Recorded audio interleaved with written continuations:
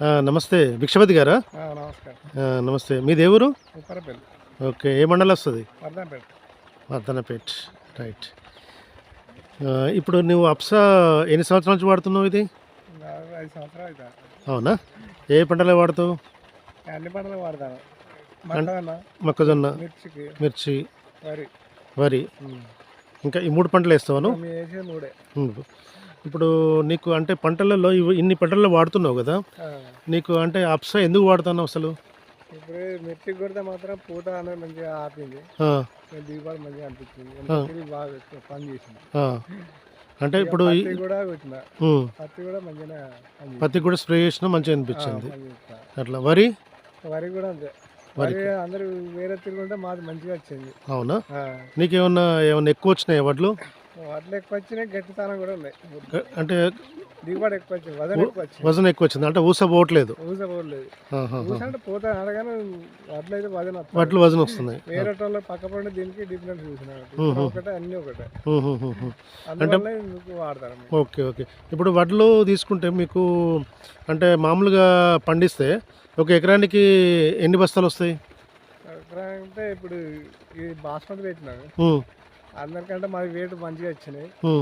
అంటే ఎకరాన 18 క్వింటాలు ఇది ఎక్కువ మరి 3800. మామూలుగా అయితే ఇప్పుడు అప్సా వాడకపోతే ఎన్ని క్వింటాలు వస్తుంది అందాదా? అప్సా వాళ్ళకు తక్కువ వచ్చింది, ఒక 8 బస్తాలు తక్కువ వచ్చినాయి ఎకరా. 8 బస్తాలు తక్కువ వచ్చినాయి ఎకరాన. నీకు 8 బస్తాలు ఎక్కువ వచ్చినాయి అప్సా వాడితే. అంటే 8 బస్తాలకు ఎంత రేట్ ఎంత ఉంటుంది అందాదా? అంటే 8 5 క్వింటాలు అన్నట్టు. 5 క్వింటాలు 5 ముళ్ళ 15,000. Okay okay. సో అంటే ఈ అప్సా వాడడం ఏంటంటే నీకు ఒక 15,000 రూపాయలు మిగులుతున్నాయి. ఓకేనా? అయితే వాళ్ళకు వెయిట్ ఎందుకు రాలేదని వాళ్ళు అనుకుంటే ఇది కొట్టినా నేను చెప్పినాను. Okay okay. నువ్వు రైతులో చెప్పినావు. పొటాస్ కూడా వాడతాను. Okay okay. ఇప్పుడు దీన్ని భిక్షపతి గారు పై స్ప్రే కాకుండా మీరు ఎక్కువ పై స్ప్రేలో వాడుతున్నట్టుంది కదా? పై స్ప్రే ఇప్పుడు ఎప్పుడైనా పై స్ప్రేలో వాడు, కింద నువ్వు అడుగున పిండేస్తావు కదా, నువ్వు డిఏపి కానీ 20-20 కానీ ఇంకా యూరియా కానీ ఇట్లాంటి వేస్తుంటావు కదా, దాంట్లో ఎకరానికి ఒక 200 ml ఈ అప్సా కలుపుకో.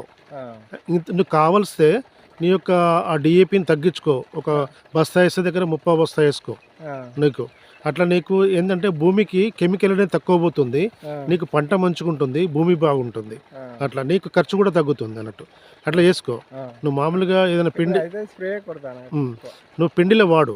పిండిలో వాడితే ఇప్పుడు వరిలో పిండిలో వాడితే నీకేమైతుందంటే నువ్వు పిలకల గుళికలు వాడాల్సిన అవసరమే లేదు. నీకు అదనంగా ఖర్చు ఎకరానికి ఒక 800-850 రూపాయల ఖర్చు వస్తుంది. అది వాడాల్సిన అవసరం లేదు. దీంతోనే ఆటోమేటిక్గా భూమిని గుల్లబారి నీకు దంటు పోస్తుంది, మంచి పిలకలు కూడా మంచిగా వస్తుంది, నీకు తాలు కూడా రానియదు. అట్లా నువ్వు ఖచ్చితంగా ఎకరానికి ఒక 200 ml వాడు, నేను చెప్పినట్టు వాడు, నీకు ఇంకా మంచి రిజల్ట్ వస్తుంది అన్నట్టు. ఓకేనా? అట్లా నీకేం డౌట్ ఉన్నా నాకు కానీ సాంబయ్య సార్ కానీ కాల్ చేయి. ఓకేనా? రైట్ భిక్షపతి గారు.